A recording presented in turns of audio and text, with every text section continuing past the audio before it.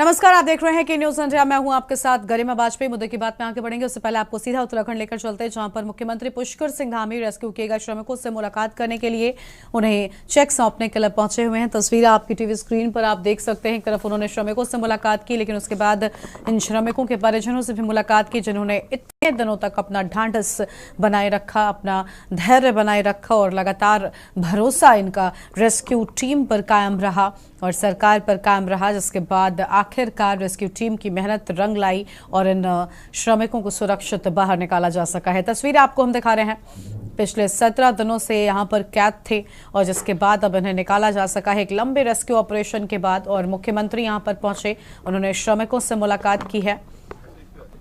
उत्तराखंड से मुख्यमंत्री पुष्कर सिंह धामी की सीधी तस्वीर आपको हम लगातार दिखा रहे हैं। मुलाकात किए सभी परिजन खुशी जाहिर कर रहे हैं उत्तराखंड सरकार की कोशिशों का। अभी सभी लोगों को चिकित्सा के मॉनिटर पर रखा गया था कि उनकी एक 24 घंटे का जो डॉक्टरों के द्वारा परामर्श है, उसी में देखा है। मैंने सबसे मिला है, सबके हालचाल लिए। सभी लोग स्वस्थ हैं, सभी प्रसन्न हैं, उनके पारिवारिक जन भी सभी प्रसन्न हैं और सभी का धन्यवाद कर रहे हैं। राज्य सरकार का भी, हमारे प्रधानमंत्री जी का भी, कि उन्होंने विशेष चिंता करते हुए एक माता पिता की तरह, जैसे माता पिता अपने बच्चे की चिंता करते हैं, उस प्रकार की उन्होंने चिंता की है।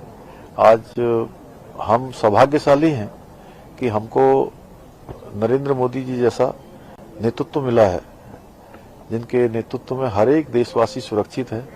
पूरे देश ने देखा कि जो हमारे मजदूर भाई टनल के अंदर थे, तो जो सबसे अच्छे प्रयास दुनिया के हो सकते हैं वो इस रेस्क्यू अभियान में हुए हैं। प्लस सर, ऋषिकेश एम्स भी बेहतर इलाज के लिए सरकार ले जा रही है और आपने पुरस्कार राशि भी दी है। अभी देखिए, ऐसा है कि वो तो पुरस्कार राशि नहीं है, प्रोत्साहन है कि सब लोगों का, चूंकि इतने बहादुरी से उन्होंने काम किया है और इतने दिनों तक, 16 दिनों तक, 17 दिनों तक लगातार टनल के अंदर रहे हैं और पूरी हिम्मत उन्होंने बांधी रखी और उन्होंने हमारे लोगों की भी, जो बाहर थे, उनकी भी हिम्मत बढ़ाने का काम किया है। और अब चूंकि जो चिकित्सक हैं, उनकी परामर्श के अनुसार उनको एक बार ऋषिकेश एम्स में भी एक बार उनकी जांच हो जाएगी और जांच के उपरांत जो भी डॉक्टरों का निर्णय होगा। Thank you so much sir, thank you so much. कहाँ पर खड़ा होना है सर? आ जाओ बाहर।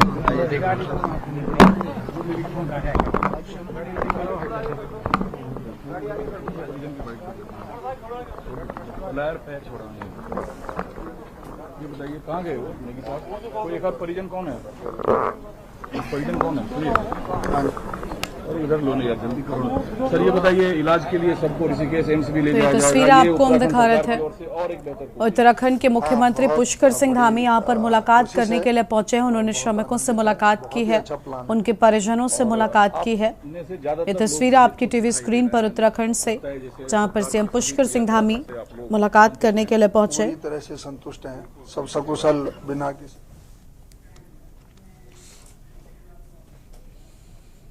और आगे बढ़ेंगे कार्यक्रम की ओर। प्रदेश सरकार आज सदन में वित्त वर्ष 2023 से 24 का पहला अनुपूरक बजट पेश करेगी। बजट का मुख्य फोकस अयोध्या, औद्योगिक विकास, त्वरित आर्थिक विकास और किसान पर केंद्रित रह सकता है। अनुपूरक बजट का आकार 42,000 करोड़ रुपए तक हो सकता है। पिछले वित्त वर्ष का आखिरी अनुपूरक बजट 33,768 करोड़ रुपए था। इसकी तुलना में करीब 8500 करोड़ रुपए ज्यादा हो सकता है। और पिछले अनुपूरक बजट में आपको बता दें कि पूंजीगत व्यय के लिए लगभग 20,000 करोड़ और राजस्व लेखा के लिए करीब 13,756 करोड़ रुपए का प्रावधान किया गया था। वहीं बजट का केंद्र बिंदु अयोध्या और तीर्थ विकास परिषद हो सकता है। 22 जनवरी को नव्य अयोध्या के भव्य मंदिर में प्राण प्रतिष्ठा समारोह को भव्य बनाने की किसी तरह की कोई कसर नहीं छोड़ी जाएगी। इसके अतिरिक्त राज्य राजधानी क्षेत्र को तरजीह देते हुए प्रावधान के कयास लगाए जा रहे हैं। बजट में बड़ी घोषणाएं हो सकती हैं, उनमें से हैं आगरा लखनऊ एक्सप्रेसवे और पूर्वांचल एक्सप्रेसवे को जोड़ने के 60 किलोमीटर के नए लिंक एक्सप्रेसवे के लिए प्रावधान, 4 लेन के 14 किलोमीटर लंबे चित्रकूट लिंक एक्सप्रेसवे, फर्रुखाबाद को गंगा एक्सप्रेसवे से जोड़ने के प्रस्ताव की तैयारी। 5 एक्सप्रेस के दोनों किनारों पर 30 औद्योगिक गलियारों की स्थापना के लिए प्रारंभिक राशि। गन्ने के बकाया भुगतान के लिए स्पेशल पैकेज लाने की संभावना। साइबर हेल्पलाइन और थानों में महिला डेस्क के लिए बजट के आसार। नए मेडिकल कॉलेज, डॉक्टर, वेतन व अन्य मदों के लिए भी प्रावधान की बात सामने आई है। और पावर कॉरपोरेशन के लिए किसानों को सिंचाई के लिए मुफ्त बिजली के लिए पर्याप्त बजट देने की संभावना। त्वरित आर्थिक विकास के लिए अलग पैकेज। सड़कों की मरम्मत के लिए 5,000 करोड़ रुपए आवंटन की संभावना है। और 15 लाख टैबलेट खरीद के लिए भी बजट की व्यवस्था इस बजट में हो सकती है। तो इसी बजट को लेकर हम करेंगे विस्तार से बातचीत। अलग अलग जगहों से हमारे साथ में हमारे संवाददाता जुड़ेंगे और उनसे जानेंगे कि इस बजट को लेकर कितना उत्साह लोगों में देखने को मिलने वाला है। और लखीमपुर खीरी से बजट पर बातचीत के लिए हमारे साथ हमारे संवाददाता विनीत गुप्ता जुड़ेंगे। प्रयागराज से विनय मिश्रा, अभय कटियार कन्नौज से, विक्की डे वाराणसी से और अरबान आसिफ लखनऊ से, अमित शर्मा कानपुर से हमारे साथ में हमारे संवाददाता जुड़ेंगे। इन सब से जानेंगे कि इस बजट में बहुत कुछ खास होने वाला है और इस को लेकर जनता क्या कुछ उम्मीदें लगाए हुए है। तो सभी संवाददाता हमारे साथ में जुड़ना शुरू हो चुके हैं।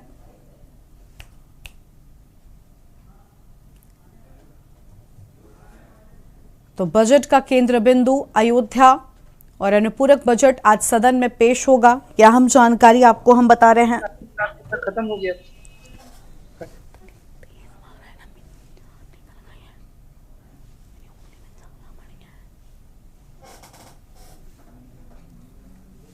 और यह हम खबर आपको हम बता दें, जहां पर पिछले वित्त वर्ष में 33,768 करोड़ था आकार।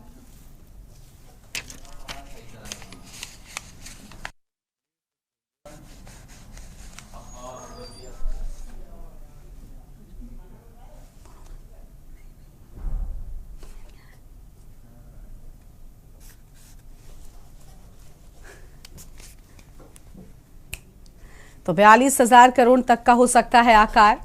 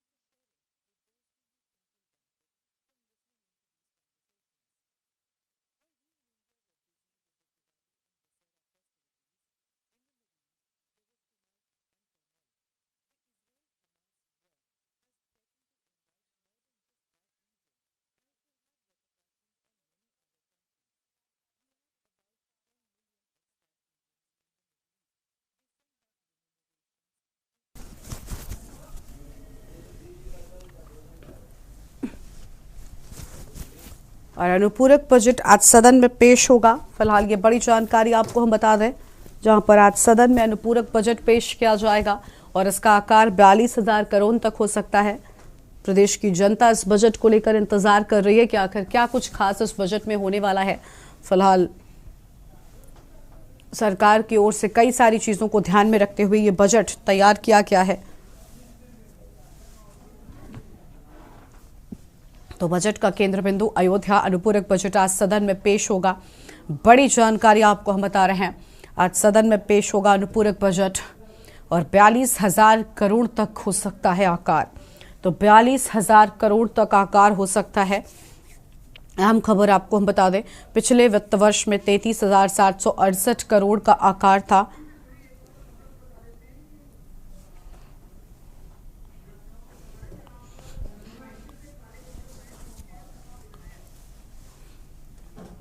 तो देखिए, इसी पर विस्तार से बातचीत करेंगे, लेकिन उसी बीच इसी से जुड़ी एक बड़ी जानकारी भी सामने आ रही है, उसका रुख कर लेते हैं। बड़ी जानकारी आपको बता दें, लखनऊ से खबर, साइकिल से काले कपड़े पहनकर पहुंचे हैं सपा के विधायक। ये बड़ी जानकारी देखिए, शीतकालीन सत्र कल से शुरू हो चुका है, आज बजट पेश किया जाना है और सपा विधायक साइकिल पर सवार होकर काले कपड़े पहनकर पहुंचे हैं। बड़ी जानकारी आपको बता रहे, सरकार की नीतियों का अनोखे तरीके से विरोध भी किया है। तो सरकार की नीतियों का अनोखे तरीके से किया विरोध, कपड़ों पर सरकार विरोधी नारे लिखकर विरोध जताया है। यह आम खबर आपको हम बता दें, जहां पर सरकार को किसानों बेरोजगारों के मुद्दे पर घेरेंगे और महिलाओं की सुरक्षा से जुड़े मुद्दों को घेरेंगे सरकार को। ये बड़ी खबर आपको हम बता दें, सपा के लोगों की ओर से अहम बातें सामने आई हैं और सरकार के खिलाफ हमारा विरोध जारी रहेगा। अहम जानकारी आपको हम बता दें, जनता से जुड़े जमीनी मुद्दों को हम गिनाएंगे। ये सारी बड़ी बातें यहाँ पर कही गई हैं। फिलहाल इस वक्त की आम खबर आपको हम बता दें, साइकिल से काले कपड़े पहनकर पहुंचे सपा विधायक और सपा विधायक शाहिद बेग अनोखे अंदाज पे पहुंचे हैं। सत्र में सपा विधायक अनोखे अंदाज में नजर आए। सरकार की नीतियों का अनोखे तरीके से विरोध किया है। तो सरकार की नीतियों का अनोखे तरीके से किया विरोध और कपड़ों पर सरकार विरोधी नारे लिखकर विरोध जताया है। ये बड़ी खबर आपको हम बता रहे हैं, सरकार को किसानों बेरोजगारों के मुद्दों पर घेरेंगे। बेग की ओर से अहम बातें सामने आई हैं और महिलाओं की सुरक्षा से जुड़े मुद्दों पर घेरेंगे। यह अहम जानकारी आपको हम बता दें और सरकार के खिलाफ हमारा विरोध रहेगा जारी। बेग की ओर से ये सारी बड़ी बातें कही गई हैं। जनता से जुड़े जमीनी मुद्दों को गिनाएंगे, बेग ने यह भी कहा। फिलहाल ये बड़ी जानकारी आपको हम बता दें, लखनऊ से जहां साइकिल से काले कपड़े पहन पहुंचे सपा विधायक।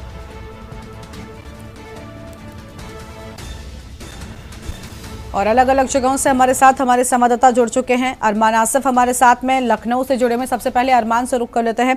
अरमान, देखिए, बजट पेश किया जाना है, लेकिन इस बजट को लेकर जो विपक्षी हैं वो विरोधी तेवर अपनाए हुए हैं और देखिए सपा विधायक काले कपड़े पहनकर पहुंचे हैं साइकिल पर सवार होकर। क्या जानकारी है पूरी आपके पास साथ से जुड़ी?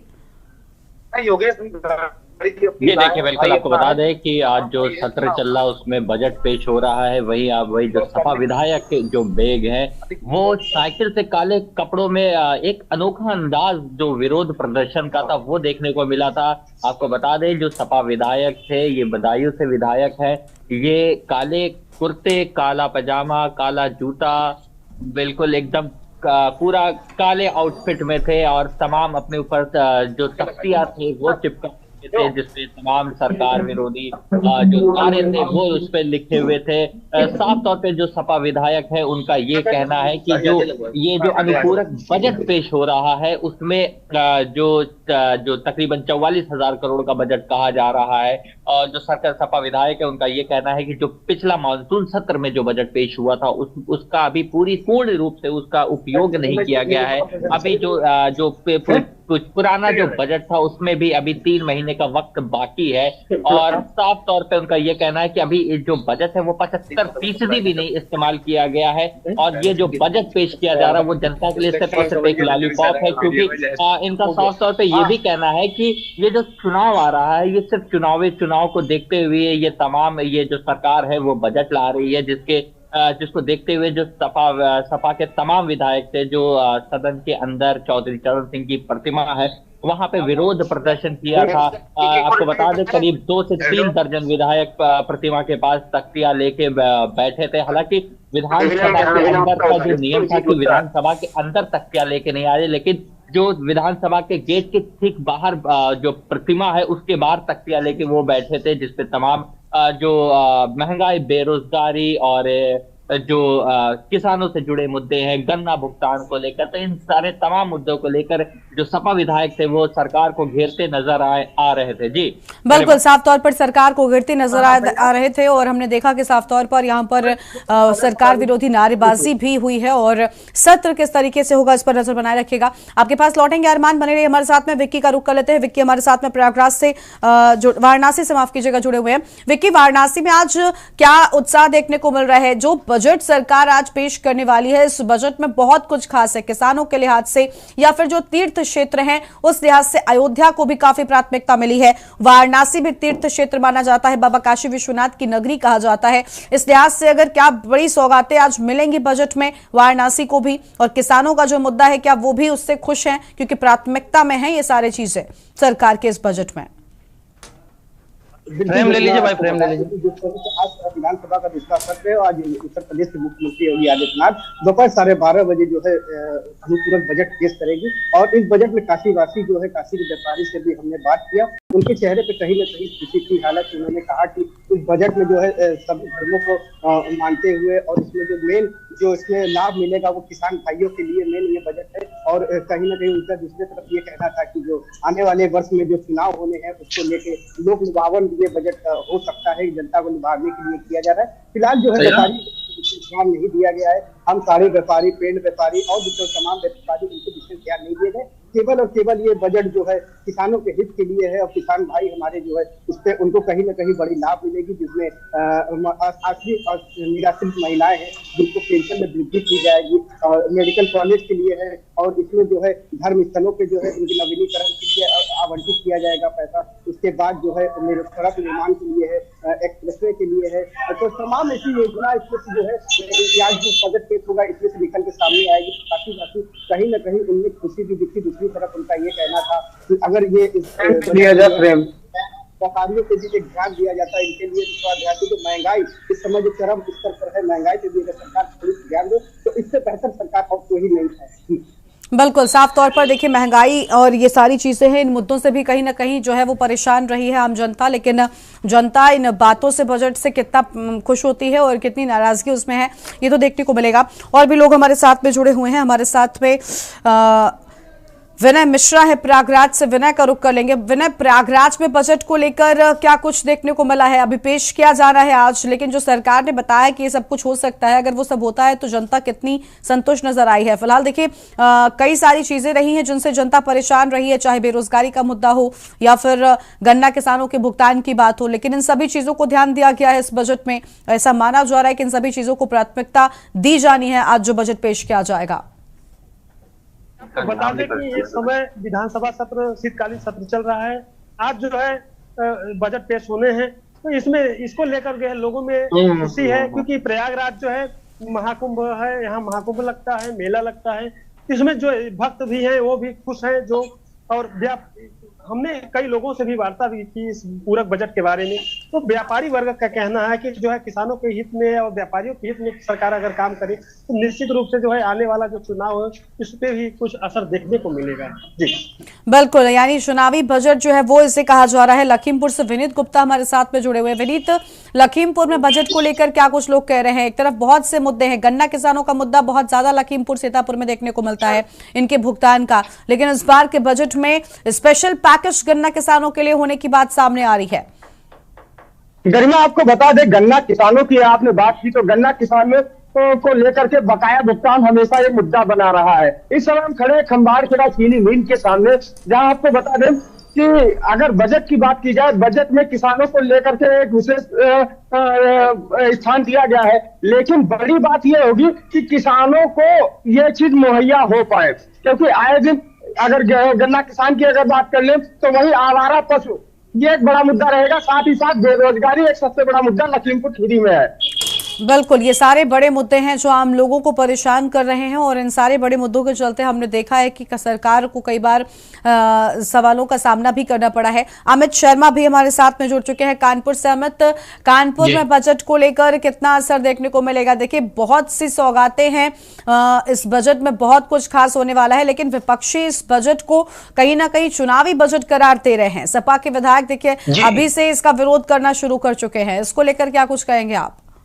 देखिए, कानपुर जो है औद्योगिक क्षेत्र है और यहाँ पर लगभग चमड़ा उद्योग का बड़ा व्यापार होता है। ऐसे में बजट की यहाँ पर ज्यादा बातचीट होती है। गृहिणियों से जब हमने बात की तो उन्होंने बताया कि उन्हें घर किचन का सामान सस्ता चाहिए, तो वहीं अगर व्यापारियों से बात की तो उन्होंने बताया कि टैक्स में छूट चाहिए।